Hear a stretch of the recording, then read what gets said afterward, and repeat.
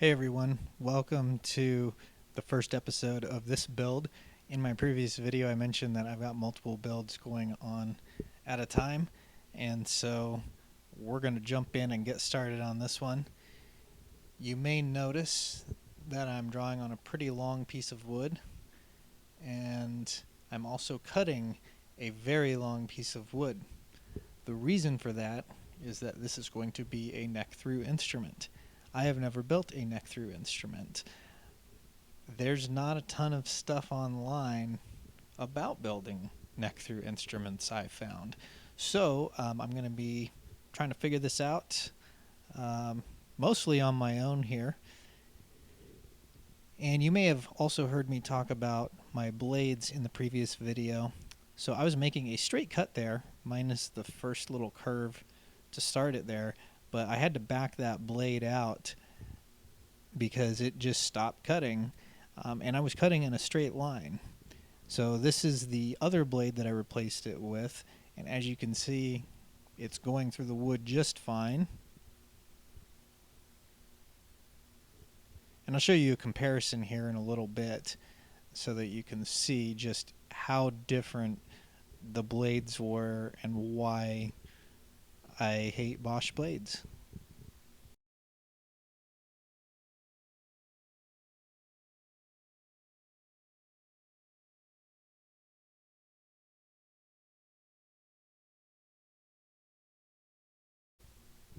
And there's the lovely blade that I bought that did terrible. So this is what we do with things like that. Goodbye. Into the trash pile.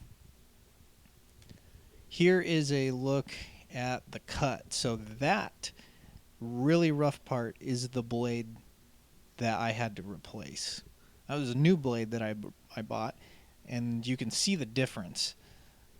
Everything else that I cut was relatively smooth when I switched back to the blade that came with the bandsaw. Alright, this is a new plane that I got, and I don't know if I have it set up right. I've watched a lot of videos. I've never really used a plane before. It worked pretty well. I think I was going against the grain there. I have a hard time reading the grains too, which is why it was so difficult. And I was also running into the bandsaw right there.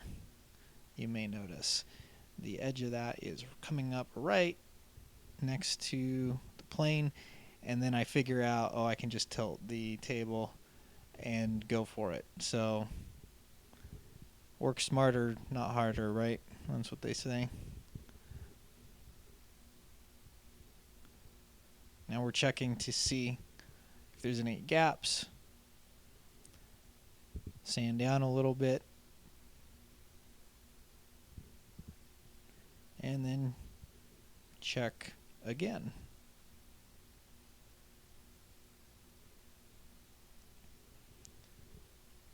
So I needed to try to get this nice and straight.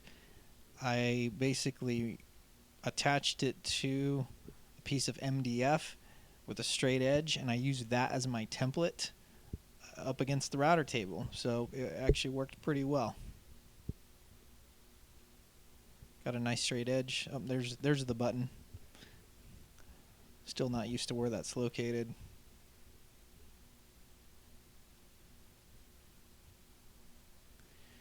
That's a wonderful shot there of a red sweater. And you can see a little bit more wood. And there's our general shape.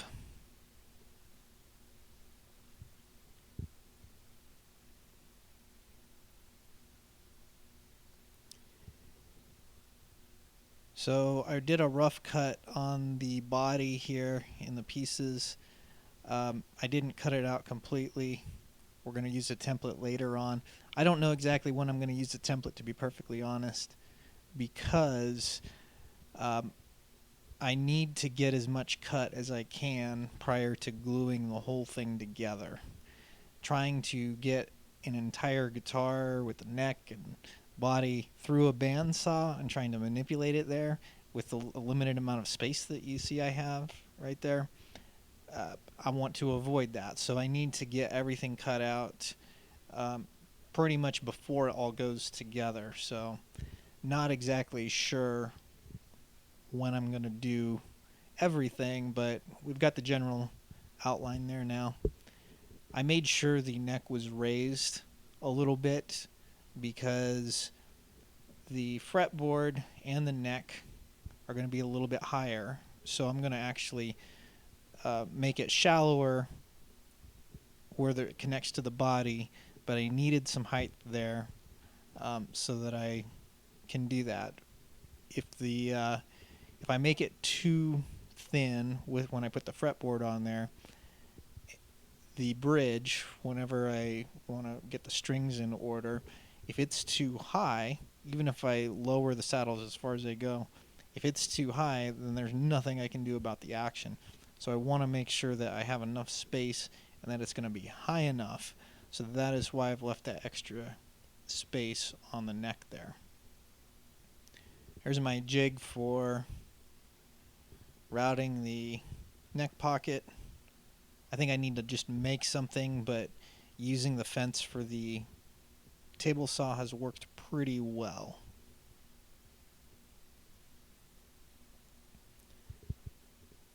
Now we're thinning out the neck, getting a lot of the extra material out of the way. Scariest thing about doing an instrument like this is if you mess up one part of the neck, that also means you mess up the body. I'm known for messing up necks if you've watched any of my other videos. So I have to be very careful here. And one wrong move and I'm doing the whole thing over. I mean, I can still use the sides of the body, but it makes you think twice before you actually cut anything when you can't just replace the neck if you mess it up.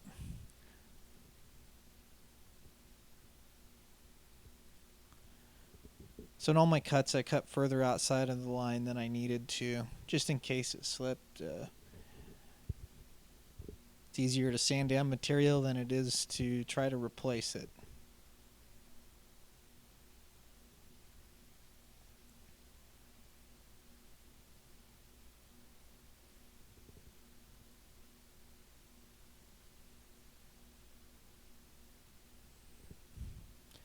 Trying to figure out the angles with such a long piece of wood was kind of difficult. Now we're cutting the headstock, and yes, it is moving through the saw. It is just moving very slowly. You can barely see the progress.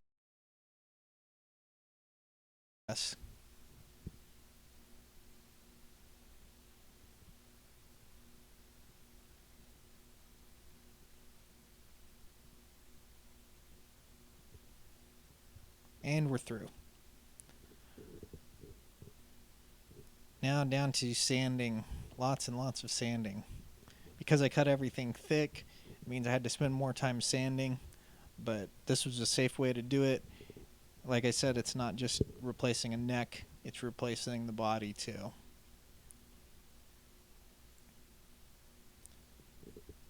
Start with some shaping. I think I ran out of film, tape, hard drive space. There we go on the camera when I was filming this. So I didn't get all of the shots of me carving out the neck, but it's nothing too crazy. Basically just using the angle grinder to shape the neck. Started with the headstock. It was pretty chilly on that Saturday morning, so there's the lovely heater that I have. It was given to me as a gift. I love it. But anyways, I've got that going while I work, so it kept me nice and toasty as I chiseled out the truss rod cavity. So after you use the router to get the truss rod cavity in place, most truss rods have some weird shapes on the ends and things like that. So you have to chisel out a little bit bigger.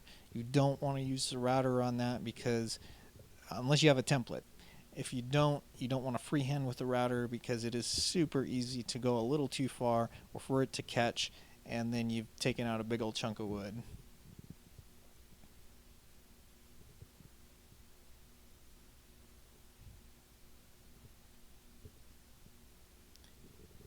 And we just have to make it a little bit deeper, so we're using a hammer and a chisel to do that. And now we've got the truss rod in there. Haven't messed the neck up so far. Now we work on placing the bridge so that we can make sure the measurements work out. If we need to change anything, we can. I can slightly move the fretboard if I need to, the nut location if I have to. We still have some room to adjust. Now that I'm drilling it, we don't have any room to adjust. That is where the bridge is now going. So hopefully my measurements and remeasuring and double checking worked out. I started with the smaller drill bit with a point on it, and then once I drilled the holes initially, I used just a longer drill bit to drill through. For these, this is for where the ferrules are going. I started these holes in reverse and then drilled like normal once I got the hole started. That is to prevent tear out. Although we're going to be sanding it down, so it doesn't really matter that much right there. This I took 3 neck template pieces and I masking tape and super glued them all together so that I had a straight line to route the edge of the neck right there. Alright, so I said we need to thin out this area of the body so that the neck is slightly raised so that we have enough lift for the string height and everything like that. I use this little jig I made and use the router to try to make it uniform. It did not make it uniform. I had dips and valleys, and that could have been my workbench. It could have been uneven. It might have been the contraption I built. I'm not sure exactly what caused it, but I ended up using a plane and the belt sander to kind of even it all out. So it wasn't too bad, but if I could do that again, I'd probably try to find an alternative method. So this time I drilled from this direction to get the hole started for the access for the truss rod. This is always the scariest part of the neck because it is super easy to mess this up. It's super easy to tear out. If you're drilling at the wrong angle, drill right through the neck. So many things can go wrong here, but it went pretty well. I wasn't able to get the Allen wrench in there when I tested it, so I needed to make it a little bit higher on top. So I used that rotary tool, sand from both sides underneath to widen it, and that worked pretty well. Now more and more sanding. I use the orbital sander to do a lot of shaping. People tell you probably shouldn't. I think it's a great tool for shaping stuff. You just have to be careful and not press too hard. But I love its ability to shape things, not just make them flat.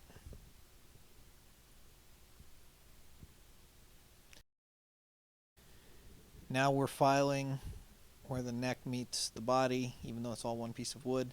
I didn't really know what to do here, so I just kind of shaped it as I saw fit, and I'm pretty happy with the end result. But a lot of this, you can draw as many lines as you want, but if you haven't done it before and you don't have a ton of examples to go off of, you're figuring out things as you go. and there's a rough cut of it. I think it's going to look pretty good in the end, but I'm happy with the way the curves kind of went into the body there.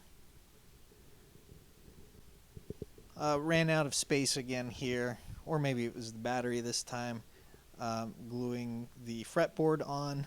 But you can see the raise, how it's raised there at the end, where it meets the body. Anyways, we clamped it on. We'll see if it turned out all right in the next video. Hope you enjoyed the start of this build, and we're going to bounce between these two and the Great Guitar Build Off once that one gets moving along.